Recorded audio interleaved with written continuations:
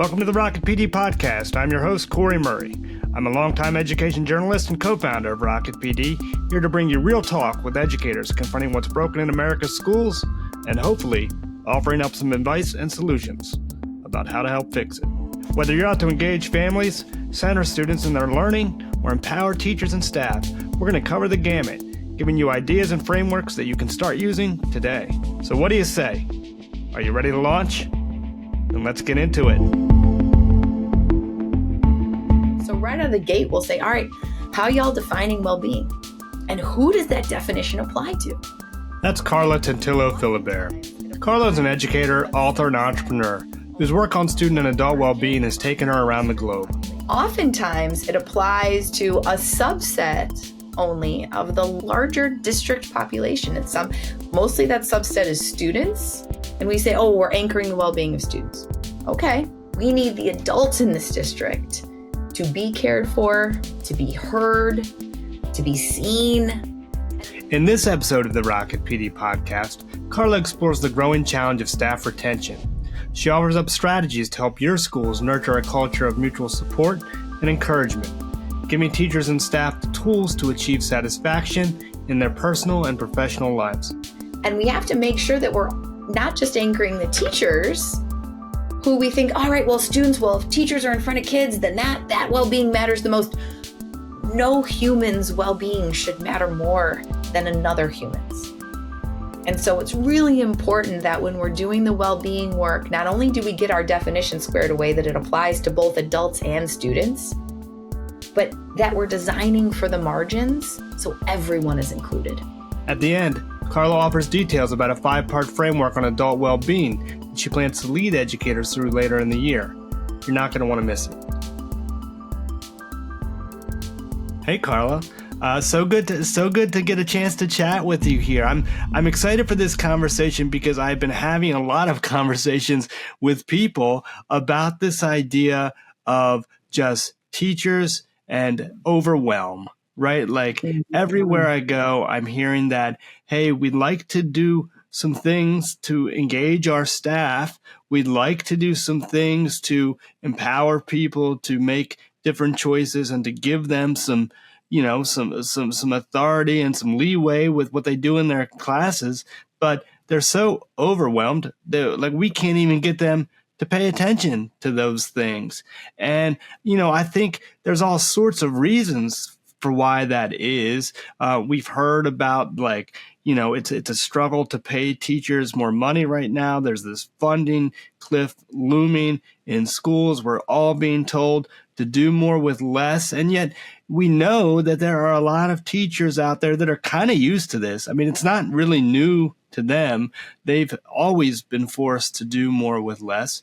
We know that there are plenty of passionate educators out there who want to do this work and roll up their sleeves. But, sometimes it comes down to, if I'm not feeling good about myself, how in the world can I stand up in front of a room full of students and make them feel good and make them feel ready to learn? So today's conversation is all about sort of adult well-being. And, if I was going to pick one person that I know to talk to about that, it would be you. You've been all over the world. You've been all over the place. You've got some great, you've written books about this. You've got some great frameworks and some processes that educators can use in order to apply, to think about how to become better advocates for themselves. So I'm excited. I hope you are too. Before we kind of before we get going though, let's talk about sort of the elephant in the room, which is what is the state of teachers' mental well-being right now? Why are we hearing so much about it? Well, Corey, first off, honored to be here. Love the work of RocketPD, the innovation you're bringing to the field, the much needed crucial conversations we all need to have. So honored to be here and included in your fantastic lineup of speakers. So you're right. The elephant in the room. Well said. Well said. What are the things that we need to talk about? Well, I think first what we have to do is press pause on all the conversations and get on the same page with some terms. I often, in my travels around the country, I'm hearing the terms mental health and well-being and burnout and secondary trauma and self-care being conflated. We're tossing all these terms in a blender, and we're just hoping that what comes out is the secret sauce to retention, right? And I get we're all desperate in education because we want to retain the high quality staff members who really care, that we care for. But I think that desperation has just caused us to move too quickly, and we got to pause, and we got to get some definitions in order in the work. So defining this thing is super important, and you make a good point. It's like what terms are we using, and like how are those terms different? Because I think there are technical differences to some of those terms. So when you go out and you're talking to schools, how are you framing that conversation? Oh, well, such a great question, Corey. In my work with social emotional learning, and is one of the things we had to do to become a Castle Select partner, they say, all right, how are you defining social emotional learning? How are you defining adult social emotional learning? How is it different than student-facing social emotional learning? And we use that same process around getting squared with definitions in our work with districts across the country. So right out of the gate, we'll say, all right, how are y'all defining well-being? And who does that definition apply to? And oftentimes it applies to a subset only of the larger district population. And mostly that subset is students. And we say, oh, we're anchoring the well-being of students. Okay. But we need, to your point, we need the adults in this district to be cared for, to be heard, to be seen. And we have to make sure that we're not just anchoring the teachers who we think, all right, well, if teachers are in front of kids, then that well-being matters the most. No human's well-being should matter more than another human's. And so it's really important that when we're doing the well-being work, not only do we get our definition squared away that it applies to both adults and students, but that we're designing for the margins so everyone is included. Yeah, I've heard you say this before, right? The need to anchor the needs of adults alongside the needs of students. And like when you talk about this idea of well-being, so much of the rhetoric around well-being has been around student mental health and student well-being. But there hasn't been nearly that same amount of rhetoric in schools, although we're starting to hear more of it. Quite frankly, we're starting to hear more of it. I'm not sure if anybody exactly knows how to go about it, but I think that we're starting to hear more of it. And it is about, okay, what does adult well-being mean in the context of a school environment or teachers and staff? Can you talk to me a little bit about, that definition in particular and what that is saying and what that is meaning? If I am a teacher or a staff member and I'm listening to this, how should I be thinking about my well-being as an educator? Such a great question, Corey. And so what we do is we parse this work into 3 buckets. The first bucket is awareness. The second bucket is access. And that third bucket is agency. So am I aware of what I need? Do I have access to practices and resources to meet those needs? And then last but not least, when it comes to agency, can I act? Do I have agency in my life to actually take those resources, grab hold of them, and use them? And so often when I'm doing systems level work with district leaders, I'll say, okay, let's do a high level, a 50,000 foot view of the district. What bucket are the adults in this district? What bucket are they in? Are they in the awareness building bucket? Or they know what they need because we've got the surveys and we've got the data. Okay, then let's take a look at the access. Is the access only via the employee assistance program? Oh, no. Well, we also have a salad bar. Okay, tell me what percentage of folks, right, are eating that salad bar. Oh, we've got the after school Zumba class. Okay, what percentage of folks are we checking boxes? Or are we looking at data here? Who's using the EAP program? Oh, well, people don't use it. Okay, so it's underutilized. and your job satisfaction numbers are in the toilet. Oh, and wait, your retention numbers are in the toilet. Okay. And so what we have to do is not merely just what folks have access to, but again, that agency piece. And usually when we're working with districts, that breakdown of awareness, access, and agency really helps because, I mean, Corey, 99% of the time, folks are so well-intentioned. They care about their staff. They care about their district. They care about their teams. They're combing through the survey results. Why aren't they satisfied working in this district? No one can really put their finger on it. People are unwell, but they can't really put their finger on it. And so we've got to start by looking at numbers, looking at data, and then being strategic. And what bucket do our folks fall into? I love that idea of a starting point, this idea that not everybody is starting from the same point, right? No. You have to figure out where people are at. I think you made the joke, or we talked about it once, but it was like this notion that like you can convince yourself as a school leader or whatever that you're offering like, I don't know, a mani-pedi day for teachers. Like that by itself is not adult well-being. That's not really what we're talking about here.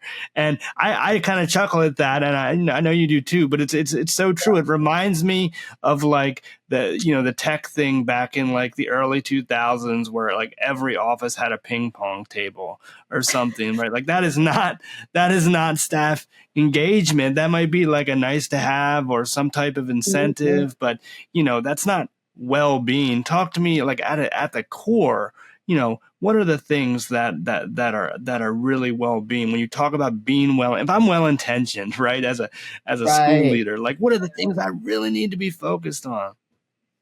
Right. Well, and Corey, such a great point. And I think, again, looking at the system level work and the work that we need principals and admin and leaders and superintendents and assistant supes to do is that definitional work around like what is well-being and what is appreciation. And when we are combing through your data at the state level or the district level, and we see, gosh, folks aren't well. All right, are they asking for well-being support or are they asking for appreciation? And we need both. We have to say, gosh, Corey, I really appreciate you loading the dishwasher after dinner. That was super kind and thoughtful of you, right? And then I also need to make sure that you're able to, go for a walk outside with your daughter, that you're able to drink water every day, And so what I talk to school districts, about and with, and we structure these supports around like what's sustainable on an individual level.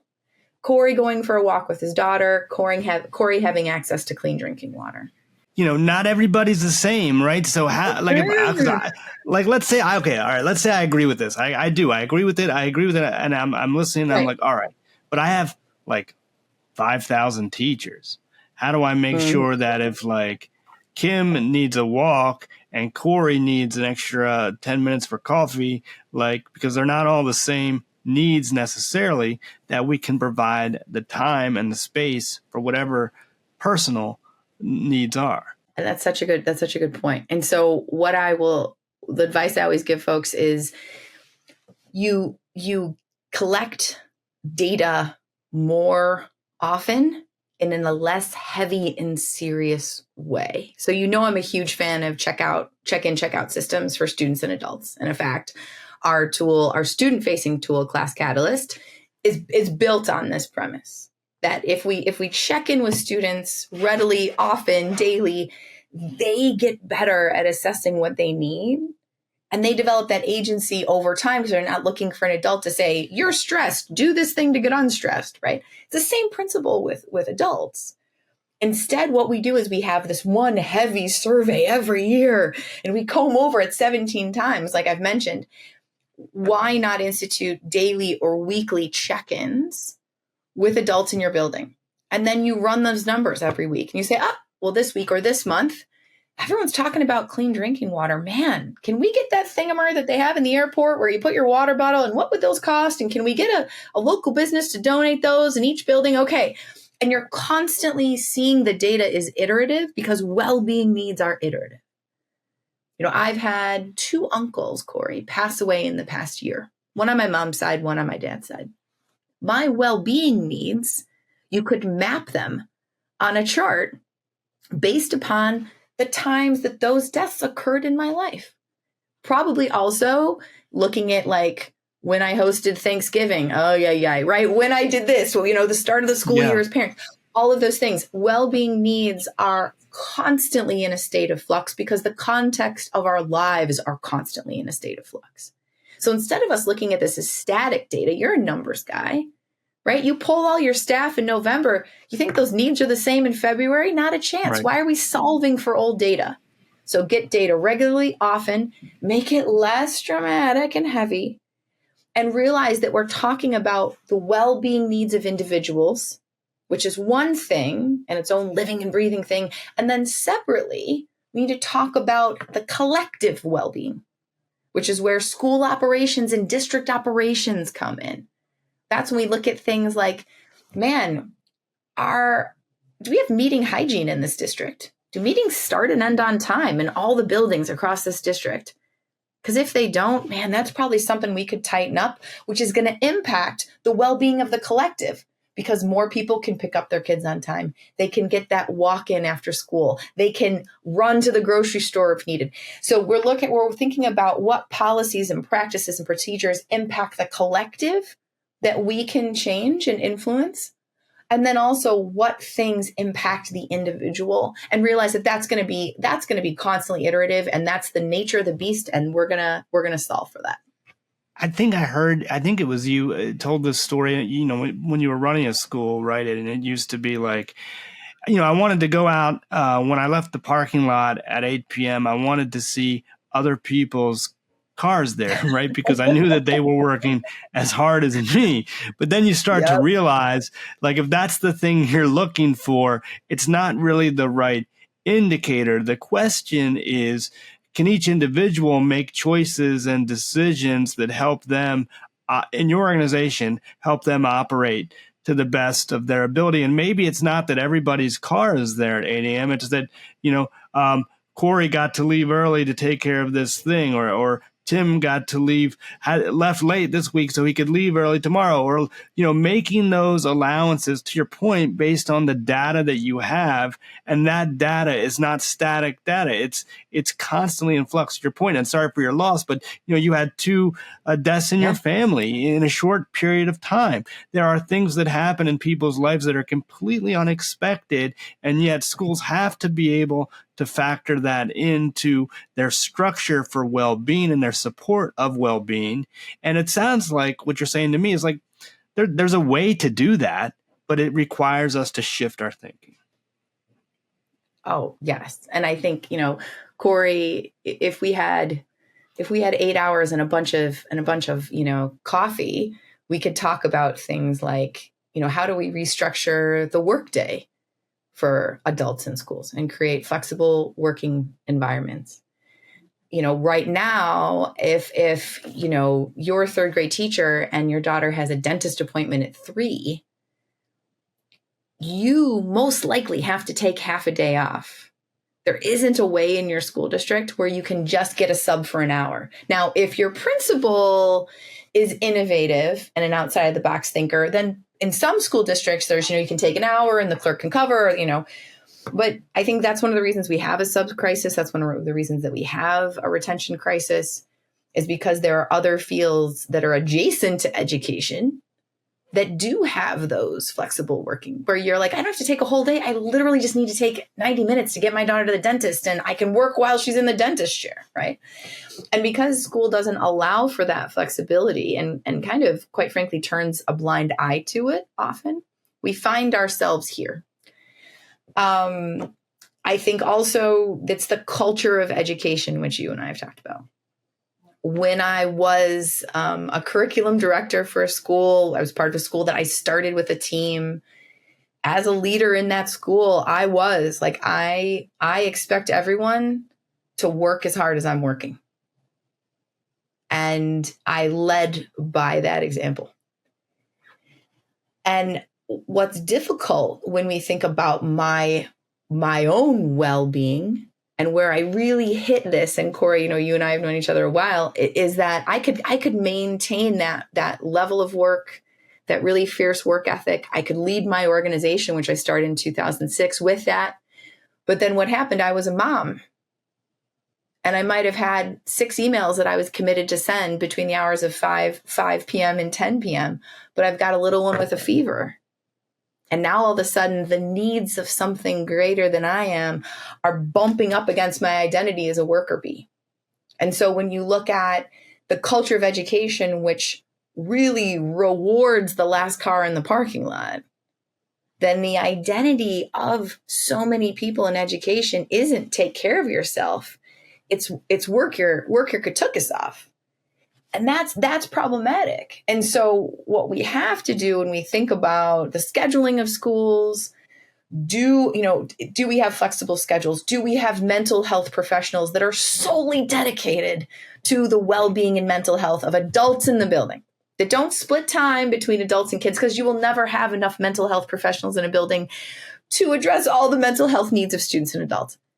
And so that person that might split time might have, let's say, 3 hours a week designated for adults. It'll always go to students. But you ask any mental health professional in a school, oh, hey, do you also talk to adults? Every single one of them will say yes. They're the de facto counselor in the building. That's not fair. It's not fair to them. Yeah. It's not fair to the adults in the building. It's not fair to the students who also need that support. And so we have to think about revamping the climate and culture of schools so we no longer reward self-sacrifice. We have to think critically about this, how we schedule schools. We have to think critically about mental health support for adults in schools. And these things all require funding and magic Tinkerbell dust. And I realize that. But I think we're in a moment where we have to think creative. We have to be innovative. This is the time. We're in the time. The time is right now. Yeah, I mean, everything is pointing that way, right? Like, we're seeing all of these things that have been there for a while, really rising to the headlines because of things beyond our control that have happened, that have kind of surfaced them in a way that maybe they weren't surfaced before, like the pandemic. But here we are. And, I've heard you say a couple of things, and I'm just like writing them down in my head as you're talking. But this idea that, number one, we need to figure out where our starting point is. Yes. Number two, there's a big freaking difference between appreciation and recognition and actual well-being in schools. And schools need to be able to recognize and reward sort of both of those things. Number four, it's okay, we need to do this at the same time as recognizing the needs of the students. So adults and students, dedicated resources and allowances for both of those things. And then finally, oh gosh, okay, we agree with all of that. How do we figure out a way to fund this, to make it happen, to make it a real part of our culture and climate? It's not something, I'm assuming, that you can just pay for out of the box. You have to kind of go through a process. So talk to me a little bit about the starting point there. Okay, I agree with you. I'm assuming people who are listening probably agree with you on a lot of these points. We talked about, if we've committed to this, we have to find our starting point. But let's say that outside of that, it's the organization needs to be able to start this work. And they're committed. How do they go about it? Where do they find those resources? Again, the questions, my friend, they're so great. They're per usual. The first is, I would calendar out. I would calendar it out. I would take a look at defining well-being, defining appreciation. Look at your calendar for the fall. This is the perfect time. Throw some funds at folks if you've got them over the summer for a working day, and say, all right, folks that are interested in this work across the district or across the school, here's pizza, here's Starbucks. Figure out our calendar for the year. Where are we intentionally talking about well-being supports, what that looks like at the individual level, what that looks like at the collective well-being level? Let's get it in the calendar. And then separately, to your point, Corey, this is appreciation. This is where the potluck goes. This is where the awards go. This is where the fun team building activities go. They go in this appreciation, celebrating climate and culture, building community bucket. And I think it's important to say this is where the fun goes and this is where well-being goes, because well-being, Corey, is often misbranded as fun.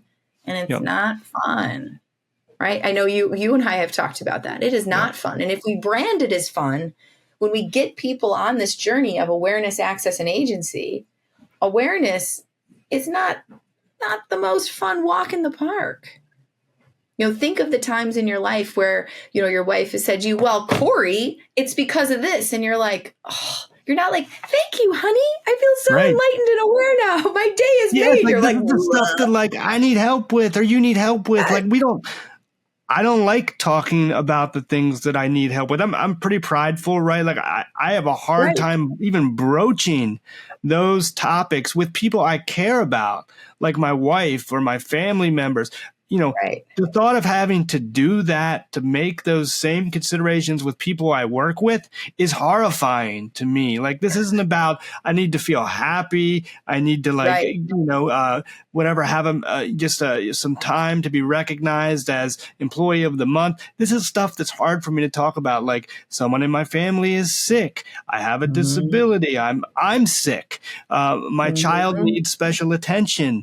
I mean, we could go on down the list, and I'm sure anybody listening has their own list. And those are the things that I feel like are difficult to build in. But I think what I'm hearing you say is like, it's possible to build those things in, and you don't necessarily need to like start with some big expensive proposition. Like, sit down and map it out and just allocate some time. And then things start to, sounds like, reveal themselves. So talk to me about when things reveal themselves and what happens in a school as that starts to happen. And so one of the things that I think is we saying like what starts to reveal itself is when we come up with our well-being calendar, we may automatically go to our principals or our assistant principals or vice principals and say, okay, like, you'll do these things. Or they might say, all right, I'll do these things. They're instructional leaders. They're used to leaning into instruction. In an instructional context, that makes sense. That's what we need them to do. We don't, underlined exclamation point, want them to do that here. We can't expect our principals and our leaders to solve for the well-being of everyone in their buildings. And in fact, I'm going to go a step further, even though this is an unpopular thing that I often say that gets eye rolls in sessions. So listeners, get those eye rolls ready, right? But I'm going to say that it's irresponsible for principals to do that. And I think what has happened is principals, they received so many surveys, inundated with surveys post-pandemic, during the pandemic, and they were handed that information and they were like, hey, make decisions, fix it. And so they've become used to everything being their responsibility. And they're well-intentioned folks. And we need to say, hold on, adults in the school, your well-being is your responsibility. Your responsibility. This is what the principal is responsible for. The principal is responsible for giving you access to resources and helping you translating that into agency. So what does that mean? So for instance, if I'm a third grade teacher in your building, Corey, and you're the principal, and your door is always open, which is not something I advocate for with principals. Close your door. You got things to do, close your door. Have boundaries. That's okay. And in fact, I think the door is always open identity gets in the way of their well-being. Yeah. And so I come to you, Corey, your door is closed, right? I sit and I wait for 5 minutes. You're finishing up a parent phone call. And I say to you, I'm unhappy in this building. Notice I'm conflating well-being and happiness here, right? So we haven't done that definitional work. And so I say to you, Corey, I'm unhappy in your building and I'm going to quit. What is the response? Is the response, well, Carla, let me play therapist in this moment and let me handle all the things and make you happy. Now that's what the well-intentioned, big-hearted principal might want to do. Right. And that might even be why, Corey, that you're loved as a principal, right? Because, that Corey works till 10 p.m., even though he has his own family. Carla has to leave the parking lot, right? But you just got off a parent phone call, Corey. Something's on fire. So what you have to do is you have to say, Carla, what is it that you need? I don't know what I need, but I'm not, okay, Carla, this is what I'm going to do. I've got a list of resources here that help us dig into awareness and what we need, right? And then come see me. How can I help, right? And so you're saying, I'm going to help, I'm going to give you these resources. And then once you figure out what you need, come see me. But you're not solving it for me. That's not your job. What is your job is to go hustle, the local hospital and get that local medical center in here. I've got 80% of my staff members that are having trouble with sleep. I need you to come in and do a free session local hospital for these teachers. I've got 60% of my teachers and my staff and my paraprofessionals that say they don't have access to clean drinking water. All right, local big business factory that's in town, you're going to donate these. I'm going to bother you. That's where we need the principal. Yeah. We need the principal hustling resources for the school. That's the best use of that principal's hour of time. Not spending it with one teacher, hugging that teacher about what's going on or hugging that staff member. And that's hard. That's hard. Really hard, really hard. Because your natural reaction probably is to invite them into your office, close the door, let's spend 45 minutes talking about this and calm them down. Right. And we can do that. Yeah. But if we only do that, right, what have we done? Now, the reason that I say it's irresponsible for principals to own the well-being of their staff is what we've done is we have drastically underestimated everyone and disempowered them. Empowering, elevating is when we provide agency. Well, it's just a complete, sort of 180 from what you'd expect, right? Your natural reaction is to react. And I think what we're saying is that if we collect data and not just necessarily once or twice a year, because that doesn't work because needs change constantly and consistently. But if we collect data at different points in time to understand what people need at different points in time, our organizations and our schools can kind of be the agents to help deliver the time and space to meet those needs, as opposed to reacting to essentially what is reacting to reactions of people whose needs have not been met. If they're already reacting to a problem, then chances are their need has already not been met. But if you can head that off earlier in that conversation, you stand to do, it sounds like, a much better job. And then things start to change quicker from there. 100%. So the North Star that I always, will say to district leaders and school leaders is in that moment when the emotional, dysregulated adult, which we all are right here, emotional and dysregulated a lot, folks. So let me not paint a picture of myself as above the fray. Oh no. But when that person comes into your office, the thing in your brain is teach a man to fish, teach a woman to fish, teach a person to fish, right. Not solve for. Now, if there's things within your reach, for sure. If they're we've got to end meetings on time, those ops things, for sure. If you can say, I've got the business card for this, I've got the community organization coming in to do this, absolutely. But making sure that unless we are a clinician, unless we are a therapist, that we are not donning that hat. That's not ours to don. That's not ours to put on. Instead, it's the teach the person to fish moment. How do you teach this person to fish? How do you teach them to do it for themselves at any day and time? That's the goal. That's when we provide folks agency. And so it's really tough, to your point. We want to give people, a cup of tea and a hug and talk to them for 90 minutes. But what ends up happening is that then we don't spend the 90 minutes on the access and agency piece for our larger district or school community. And that's where the time of the school and district leader, that's where that needs to be spent. That's great. I want to thank you for chatting with us here. I think this has been a tremendous conversation. Again, it just shifts the mindset and how you think about well-being. And again, not conflating those terms, which are like, these things are recognition.